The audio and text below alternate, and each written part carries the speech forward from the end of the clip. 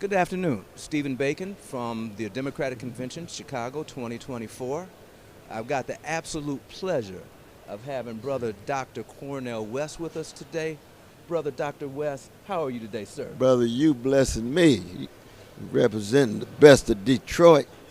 We were saying you out of Detroit, you got a jump start in life, man. It's the cultural capital of the great black people, other than Chicago, though.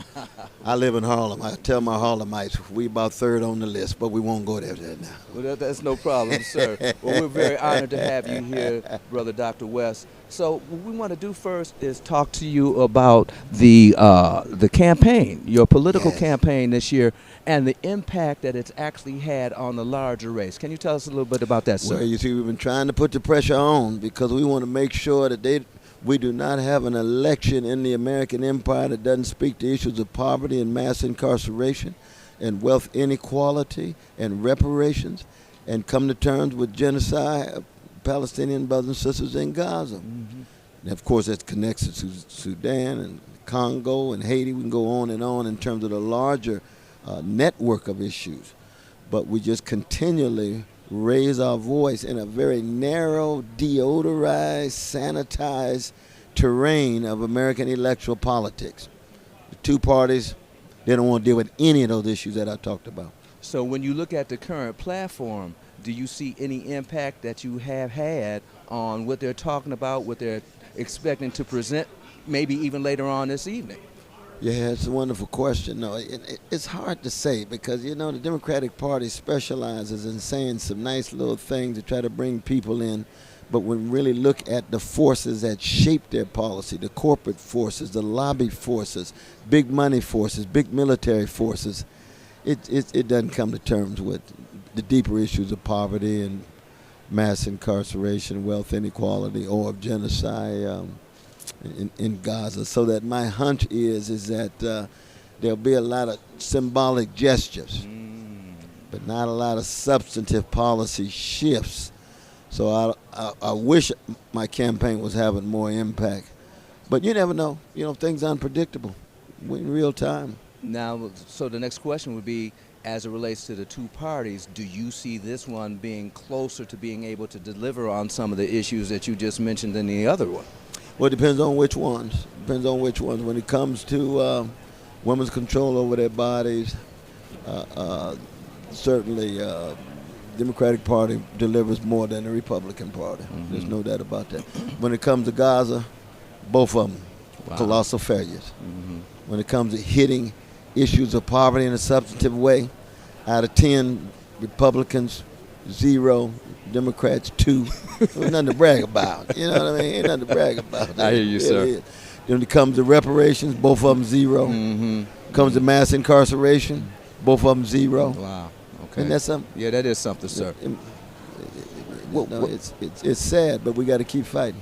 Well, let me ask you this, Dr. West. So I understand, and it's interesting because we're kind of insulated being here for the last few days, but as soon as we turn on TV in the evening, we see that there's mass protests going on around the city in various places. And I understand that you have attended a couple of those protests. Can you tell me a little bit about what the folks inside have been missing? Yeah, well, it's been a beautiful thing. They talking about joy here. No, don't. That's a certain kind of joviality. Don't confuse joy and joviality. When Frankie Beverly talks about joy and pain, when our ancestors talked about a joy in the midst of unbelievable terror and trauma, that's something much deeper. That's a joy that's rooted in struggle for justice. That's what you get among the protesters. Deep struggle for justice. And it's been magnificent, man. It really is. And you think here in this convention, they can't even have a Palestinian voice. Right. And they got Republicans for Harris' voice. They got a voice for the Israeli hostages, and I believe all innocent folk, ought not to be murdered or mistreated and things. But the people who are bearing the heaviest burden in terms of U.S. foreign policy, they can't even have a voice. So let me ask you this, Dr. West. Do you feel as if the protests have been effective in terms of the organization, just the message? Has it been clear? I think that there are a lot of people who are a little concerned about the way the message is being delivered. So, if you don't deliver a message properly, sometimes the way it's received, you don't get the maximum impact. Yeah, but a lot of times it works the other way. If the powers that be define what's proper, then when you lift your voice and you lift it in a proper way, then they've already neutralized and co-opted you and incorporated you, because it's only proper vis-a-vis it not constituting a threat to them. You see what I mean? Yes, sir, I do.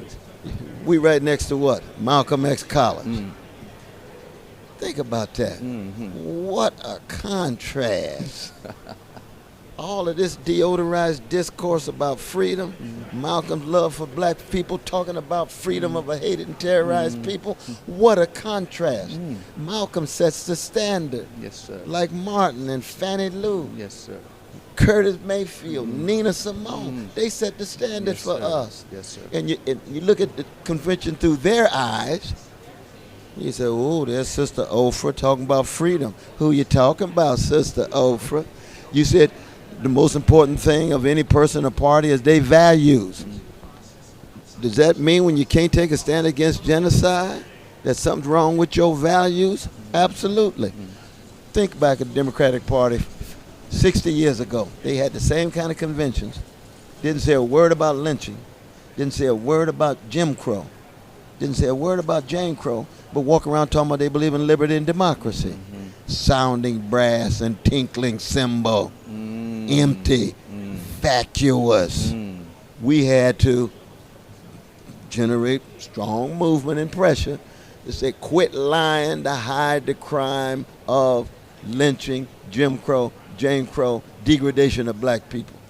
The Democratic Party slowly wanted to incorporate black folk, and yet they never put the focus where it belongs, which is on the masses of black people. I'm talking about the black poor and the black working class.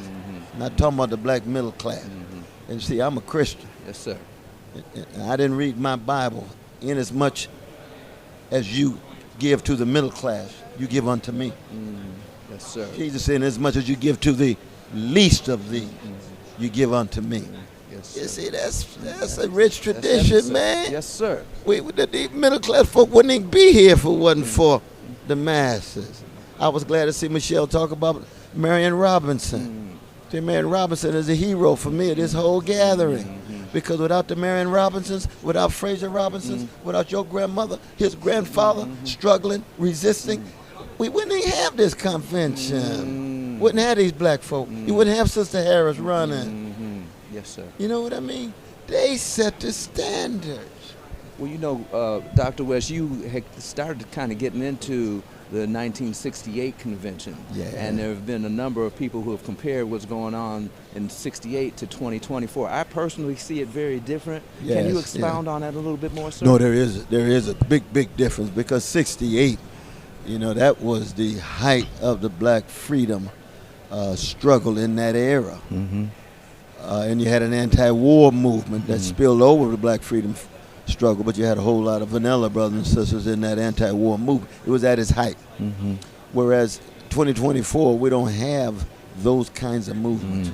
We have a strong pro-Palestinian mobilization instead of demonstrations, but it doesn't compare to what Stokely Carmichael and Diane Nash and John Lewis and the folk down south had created when they brought it up to Chicago.